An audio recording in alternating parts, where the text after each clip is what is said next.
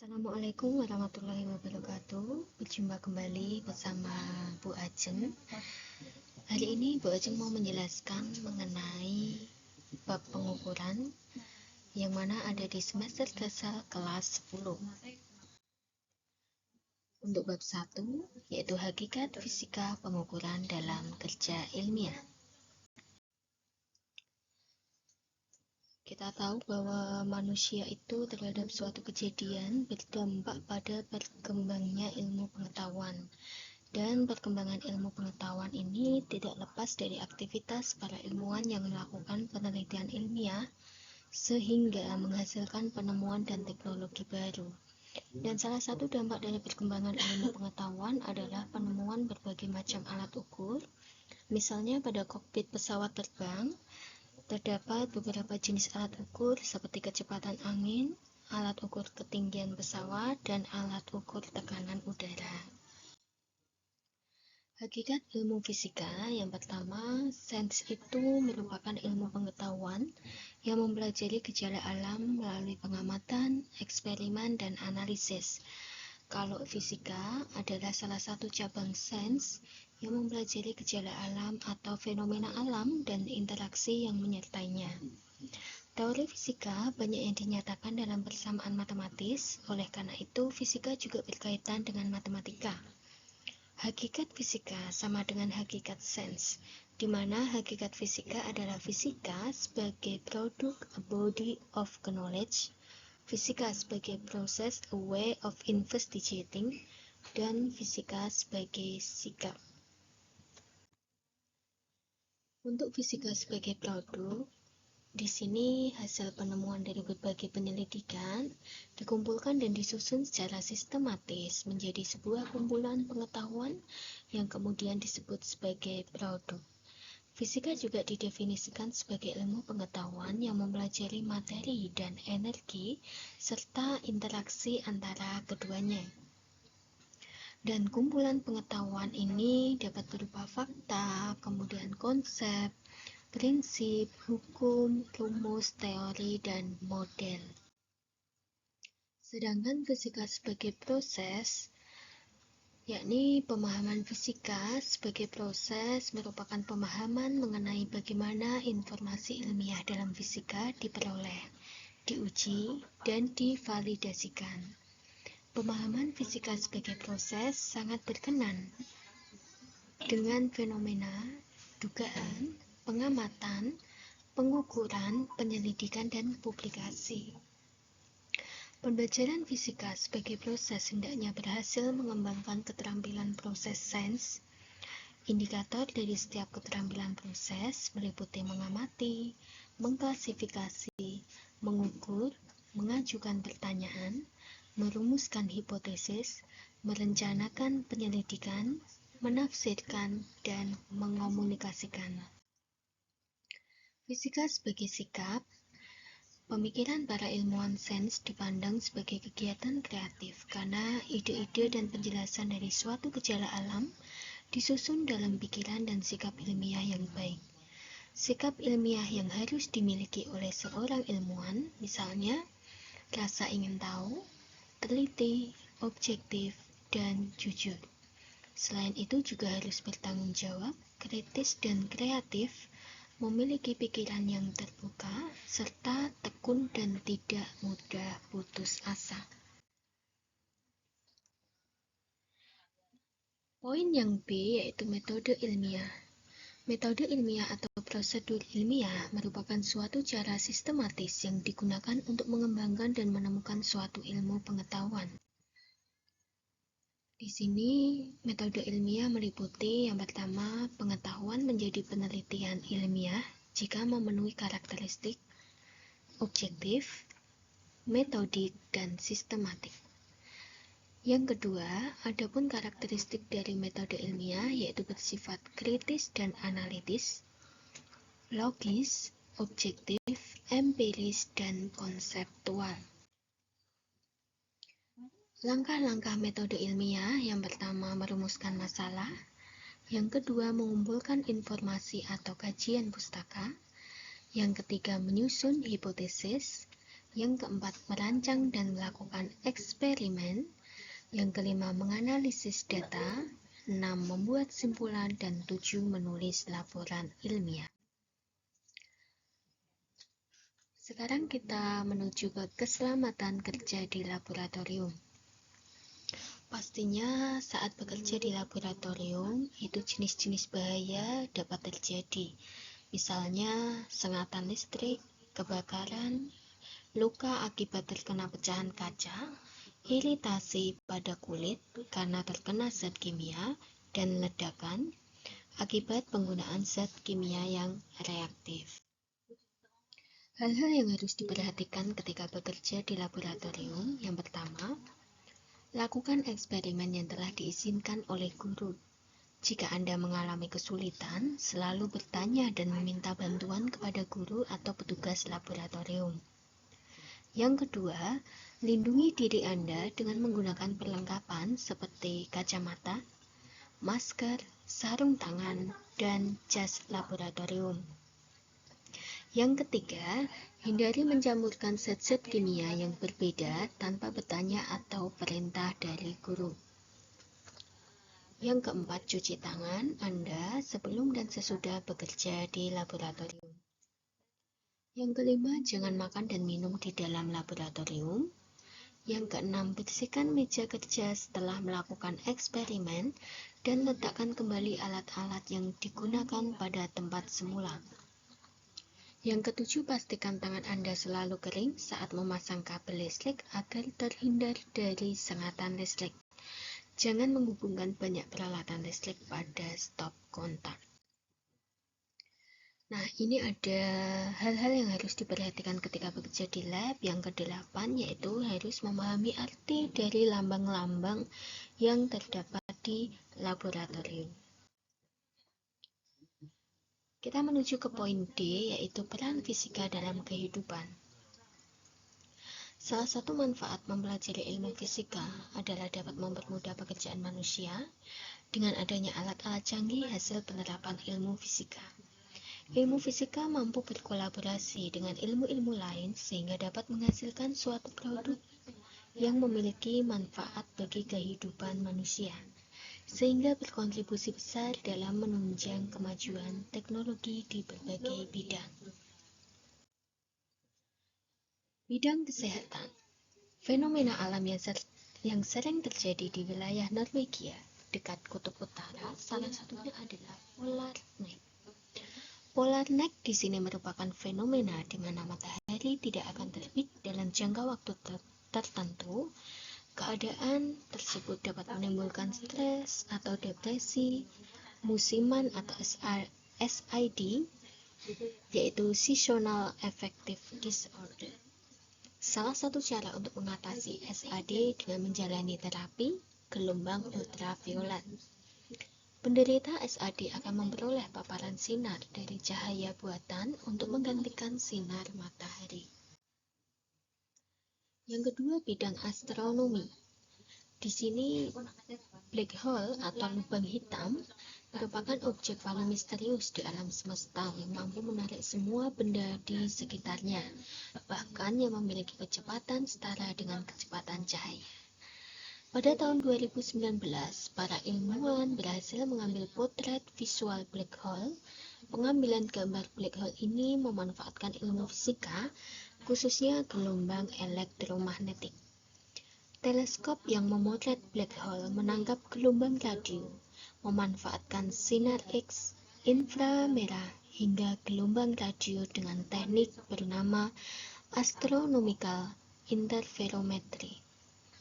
Dengan teknik tersebut, gelombang radio dari black hole yang hanya berukuran 1,3 mm ditangkap dan diubah menjadi sinyal elektronik.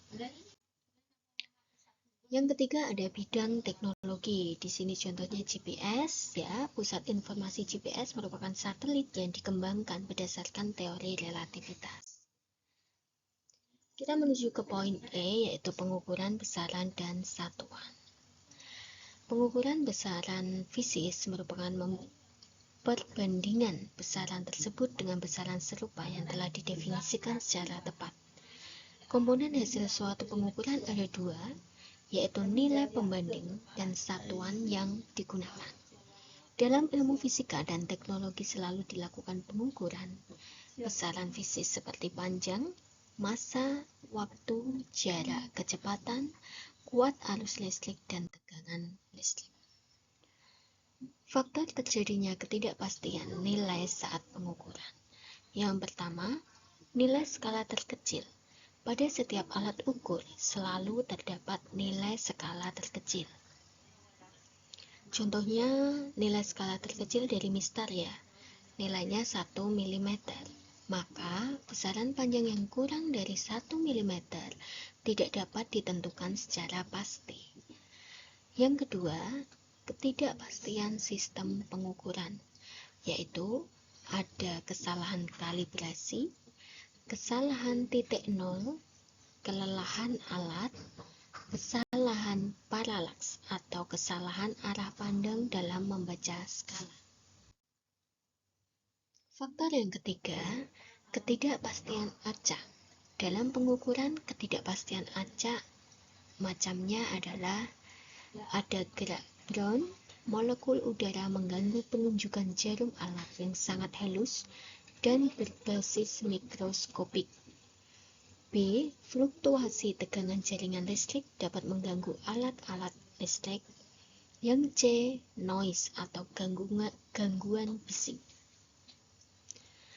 Faktor yang keempat ada keterbatasan keterampilan pengamat dan peralatan yang semakin canggih serta kompleks seperti mikroskop elektron, osiloskop, spektrometer, dan pencacah partikel.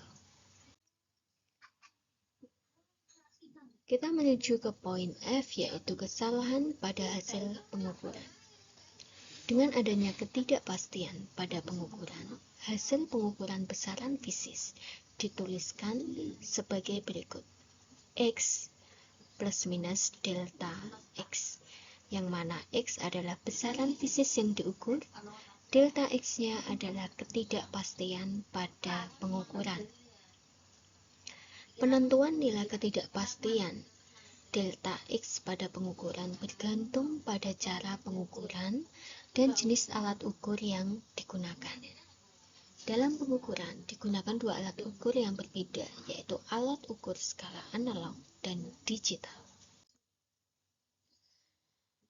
Alat ukur dengan skala analog di sini ada dua jenis, yaitu tanpa skala nonius, contohnya mistar, dan alat ukur dengan skala nonius, contohnya jangka sorong dan mikrometer skru.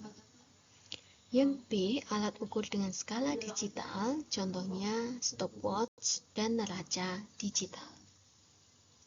Oke, selanjutnya kita masuk ke pengukuran tunggal. Pengukuran tunggal di sini pengukuran yang hanya dilakukan satu kali saja. Jenisnya yang pertama, pengukuran tunggal tanpa skala nonius. Di sini pengukuran tunggal menggunakan alat berskala analog tanpa skala nonius, mempunyai nilai ketidakpastian setengah dari nilai skala terkecil, yaitu bisa dituliskan delta X sama dengan setengah kali NST. NST di sini adalah nilai skala terkecil. Sedangkan delta X di sini adalah nilai ketidakpastian. Jenis yang kedua yaitu pengukuran tunggal dengan skala nonius. Di sini bisa menggunakan jangka sorong dan mikrometer skru, yang mana memiliki skala utama dan skala nonius. Untuk jangka sorong dapat digunakan untuk mengukur ketebalan plat, diameter dalam pipa, dan diameter luar pipa.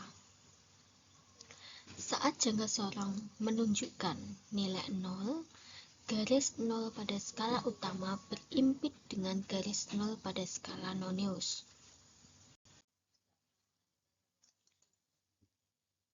Nilai satu skala nonius dapat dirumuskan sebagai berikut. Jadi Sn skala nonius sama dengan SU dibagi N, di mana SU sendiri adalah skala utama. Ketelitian alat ukur jangka sorong yaitu 0,01 cm atau 0,1 mm. Jadi nanti tergantung pada soal mau menggunakan sentimeter boleh ataupun milimeter. Ketidakpastian pengukuran tunggal menggunakan alat ukur bernonius adalah sama dengan nilai skala noniusnya. Di sini tertulis delta X sama dengan setengah NST-nya. Karena di sini NST-nya 0,1 mm yang digunakan ketelitian jangka sorong. Jadi di sini adalah hasilnya 0,05 mm atau kalau dijadikan sentimeter adalah 0,005 cm. Pengukuran tunggal pada mikrometeskop dapat digunakan untuk mengukur tebal selembar kertas atau diameter kawat tembaga yang sangat halus. Jadi mikrometeskop di sini memiliki manfaat mengecek ketebalan, mengukur ketebalan benda-benda yang tipis. Skala nonius mikrometeskop terdiri atas 50 skala, yang mana skala utama ditunjuk oleh silinder pada lingkaran dalam, sedangkan skala nonius oleh selubung pada lingkaran luar. Untuk ketelitiannya bisa dihitung menggunakan delta X sama dengan setengah NST, yaitu setengah dari nilai skala terkecilnya. Di sini setengah kali 0,01 mm sama dengan 0,005 mm. Nah, jenis yang kedua yaitu pengukuran berulang. Pengukuran berulang akan memperoleh hasil yang lebih baik atau mendekati nilai yang sebenarnya, sehingga lebih akurat. Semakin banyak suatu nilai dihasilkan dalam pengukuran berulang, semakin hasilnya mendekati nilai yang sebenarnya. Nilai rata-rata hasil pengukuran ini dapat dirumuskan sebagai berikut. Di sini X rata-ratanya sama dengan X1 ditambah X2 ditambah titik-titik sampai X ke N, baru dibagi N. Yang mana untuk I-nya menunjukkan perhitungan keberapa, kemudian N-nya menunjukkan banyaknya pengukuran. Untuk X-nya menunjukkan rata-rata hasil pengukuran. Nilai simpangan baku S dinyatakan dengan persamaan berikut. S dari X rata-ratanya yaitu 1 dibagi akar N dikali akar dari N kali sigma XI kuadrat. Jadi di sini XI kuadratnya dikuadratkan dulu baru dijumlah. Dikurangi dengan dalam kurung sigma XI. Jadi dijumlahkan dulu baru dikuadratkan. Baru dibagi dengan N kurangi 1. Itu rumus dari simpangan baku atau biasanya kita menyebutnya deviasi standar rata-rata. Untuk hasil pengukuran dapat dinyatakan dengan notasi seperti berikut. X rata-rata plus minus S X rata-ratanya. Jadi S di sini menunjukkan simpangan bakunya. Untuk angka penting sekarang. Angka penting terdiri atas angka pasti dan angka perkiraan atau taksiran. Banyak angka penting yang ditulis dalam suatu pengukuran menyatakan derajat ketelitian suatu hasil pengukuran. Semakin tinggi ketelitiannya, semakin banyak angka pentingnya. Untuk aturan angka penting sendiri, ini lebih dari satu ya, ada beberapa aturan. Yang pertama, semua angka yang bukan angka 0, perlu diingat, yang bukan angka 0 adalah angka penting. Contohnya di sini 3,75. Jadi tadi semua angka yang bukan 0, yang bukan angka 0 adalah angka penting. Jadi untuk 3,75 itu dihitung semua, 1, 2, dan 3. Jadi memiliki 3 angka penting. Aturan yang kedua, angka 0 yang terletak di antara dua angka bukan 0. Dua angka bukan 0 adalah angka penting. Contohnya 305. Sehingga di sini 3 angka penting, 0 juga angka penting, dan 5 juga angka penting. Sehingga totalnya 305 memiliki 3 angka penting. Aturan yang ketiga, angka 0 yang terletak di belakang angka bukan 0 yang terakhir dan di belakang tanda desimal, adalah angka penting. Contohnya 43,20. Jadi saya ulangi, angka 0 yang terletak di belakang angka bukan 0, berarti ini ya, dan di belakang tanda desimal termasuk angka penting. Contoh 43,20. Di sini angka 0-nya termasuk angka penting sehingga dihitung.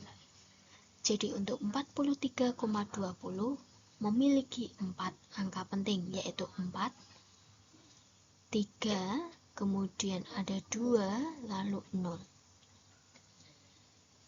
Bisa dipahami? Oke. Untuk yang aturan keempat, yaitu angka 0 yang terletak di depan angka bukan 0 yang pertama, baik di sebelah kiri atau kanan tanda desimal, adalah angka tidak penting sehingga tidak perlu dihitung. Contoh 0,25. Di sini 0-nya termasuk sebelah kiri tanda desimal, sehingga dia bukan termasuk angka penting. Jadi 0,25 hanya memiliki 2 angka penting, yaitu 2 dan 5. Contoh lagi yaitu 0,003 hanya memiliki 1 angka penting, yaitu angka 3. Bisa dipahami ya? Lanjut untuk aturan yang kelima. Angka 0 yang terletak di belakang angka bukan 0 dan tidak diberi garis bawah adalah angka tidak penting. Contohnya 100. Di sini 100 yang dikasih garis bawah hanya angka 1, sehingga disebut memiliki 1 angka penting saja. Contoh lagi yang 200. Di sini yang dikasih garis bawah adalah 0 yang pertama, sehingga di sini hanya memiliki 2 angka penting, yaitu angka 2 dan angka 0 yang di tengah. 120 memiliki 2 angka penting, karena di sini yang digaris bawahi hanya angka 2, sehingga berhenti di angka 2 ini saja, yaitu angka pentingnya ada 1 dan ada angka 2. Bisa dipahami ya untuk aturan angka penting? Ternyata mudah, bukan? Lanjut, kita ke notasi ilmiah atau nama lainnya notasi eksponen. Dalam hasil perhitungan fisika sering diperoleh hasil yang sangat besar atau sangat kecil. Untuk memudahkan penulisan, digunakan notasi ilmiah atau notasi eksponen yang terdiri atas angka penting dan orde besaran. Adapun bentuk penulisan notasi ilmiah adalah sebagai berikut. Di sini ada rumusnya A, titik dikali 10 pangkat N, di mana A di sini adalah menunjukkan bilangan asli. Bilangan asli itu bisa terdiri 1, 2, 3, sampai angka 9. Sedangkan untuk n di sini menunjukkan eksponen atau bilangan bulat. A, itu bilangan pentingnya, dan 10 pangkat n adalah orde besarnya. Aturan pembulatan, penjumlahan, pengurangan, perkalian, dan pembagian angka penting. Yang pertama, dalam melakukan pembulatan, angka lebih dari 5 dibulatkan ke atas dan angka kurang dari 5 dibulatkan ke bawah. Contoh, 2,527 ditulis menjadi 2,53. Dalam melakukan penjumlahan atau pengurangan, hanya boleh mengandung satu angka taksir, sehingga diperlukan pembulatan. Contohnya, 25,84 ditambah 25,50 sama dengan 51,34. Nah, ini penulisan yang benar dari hasil itu adalah 51,3 dengan angka 3 merupakan angka taksirannya.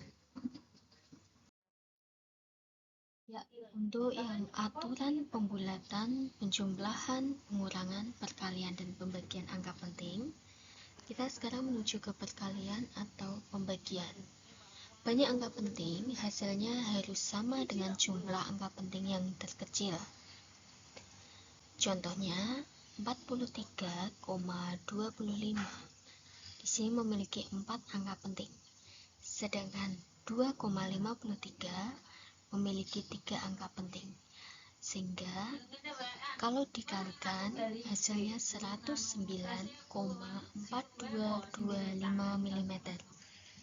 Penulisan yang benar dari hasil perkalian tersebut adalah 109, karena kita memilih angka penting yang jumlahnya terkecil, yaitu yang tadi di sini punya 4, lalu di sini punya 3, sehingga untuk hasil 109,4225 kita bulatkan menjadi 109, karena kita memilih yang angka pentingnya paling kecil, yaitu 3 angka penting. Kita masuk ke besaran dan satuan. Sebelumnya kita harus mengetahui definisi dari kegiatan mengukur, ya. Jadi di sini mengukur adalah membandingkan suatu besaran dengan besaran yang lainnya. Contohnya pada gambar di bawah ini terlihat seseorang yang sedang mengukur dengan penggaris. Berdasarkan satuannya, besaran dibagi menjadi 2 jenis, yaitu besaran pokok dan besaran turunan. Besaran pokok adalah besaran yang satuannya sudah ditentukan terlebih dahulu. Sedangkan besaran turunan adalah besaran yang satuannya diturunkan dari satuan besaran-besaran pokok penyusunnya. Salah satu contoh besaran turunan adalah percepatan, luas permukaan, volume, kecepatan, dan gaya. Untuk besaran pokok sendiri, contohnya saya singkat jiwa SMP. J jumlah molekul, I intensitas cahaya, W waktu, A arus listrik, S suhu, M massa, dan P panjang. Kita menuju ke satuan. Dari banyaknya sistem satuan yang ada, diperlukan sistem yang berlaku secara universal. Sistem ini dinamakan sistem internasional atau sebutannya adalah SI. Untuk menyesuaikan berbagai sistem satuan, diperlukan konversi satuan. Perhatikan gambar mistar berikut yang memiliki konversi sentimeter dan inci. Untuk faktor-faktor yang mempengaruhi ketelitian pengukuran, diantaranya adalah kepekaan alat ukur, kalibrasi alat ukur, posisi pengamatan, keadaan tempat pengamatan, dan pengukuran berulang. Nah, kita masuk ke ketepatan. Ketepatan di sini nama lainnya presisi, didefinisikan sebagai suatu aspek yang menyatakan seberapa konsistennya hasil dari suatu pengukuran berulang. Ketepatan suatu pengukuran dapat dilihat dari selisih antara data hasil pengukuran, sehingga yang digunakan pembanding adalah data-data hasil pengukuran itu sendiri. Makin kecil selisih antar data, ketepatan pengukuran akan semakin tinggi. Kita masuk ke alat ukur, yaitu ada jangka sorong, mikrometoskop, dan neraca. Untuk jangka sorong di sini adalah salah satu alat ukur panjang. Hasil pembacaan skalanya yaitu sebagai berikut. Misal kita memiliki data hasil pengukuran X, yaitu skala utama ditambah dengan skala nonius. Skala nonius di sini harus dikalikan terlebih dahulu dengan ketelitiannya. Sehingga kalau disimbolkan adalah X sama dengan X0 ditambah kurung buka N kali ketelitiannya. Penggunaan jangka sorong diantaranya untuk mengukur diameter luar, diameter dalam pipa berongga, dan kedalaman pipa atau lubang. Kemudian yang kedua ada mikrometoskop. Di sini alat ukur panjang. Selain jangka sorong ada mikrometoskop. Dan hasil pembacaannya masih sama, yaitu hasil pengukuran X. Dicari dengan skala utama X0 ditambah dengan perkalian antara skala nonius dengan ketelitiannya, yang mana ketelitian untuk mikrometoskop ini sebesar 0,01. Yang berikutnya adalah neraca. Alat ukur massa dinamakan neraca. Contoh neraca diantaranya ada timbangan dengan ketelitian 0,1 ons, neraca pegas, ketelitian 1 gram, neraca 3 lengan, ketelitian 0,1 gram, dan neraca analitik dengan ketelitian 1 miligram. Adapun hasil pengukuran massa menggunakan neraca sama dengan jumlah pendudukan skalanya. Jadi di sini bisa kalian simulasikan, bisa memberikan beban diletakkan di sini ya. Dan di sini kalian berikan bandul yang sesuai angkanya. Di sini ada indikator untuk keseimbangannya. Kita menuju ke analisis data hasil pengukuran. Terdapat dua jenis analisis data, ada analisis hubungan antar besaran dan analisis pengukuran suatu besaran. Analisis hubungan antar besaran bertujuan untuk menyelidiki hubungan antar besaran yang dinamakan variabel bebas dan variabel terikat. Analisis hubungan antar besaran dapat dilanjutkan dengan menentukan rumus fisika. Analisis grafik.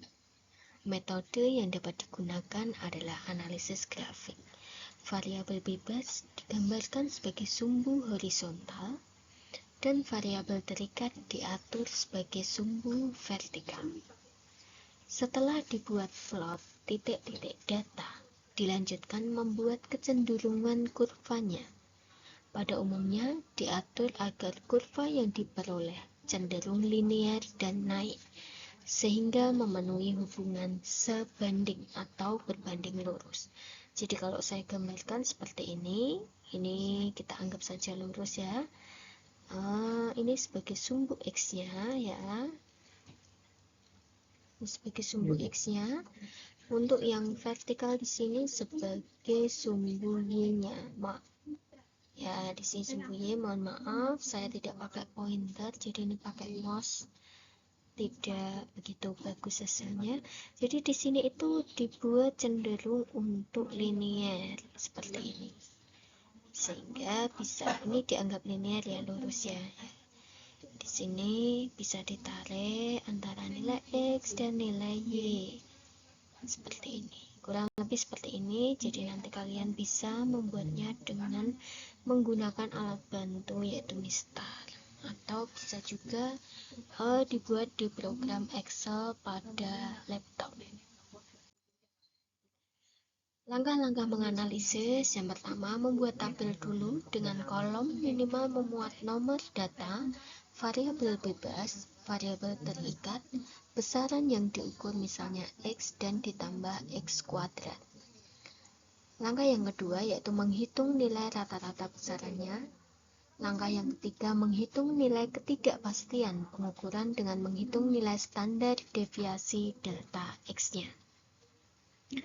Yang keempat, menyusun simpulan dengan menentukan nilai besaran dalam bentuk seperti berikut, yaitu X sama dengan X rata-rata plus minus delta X.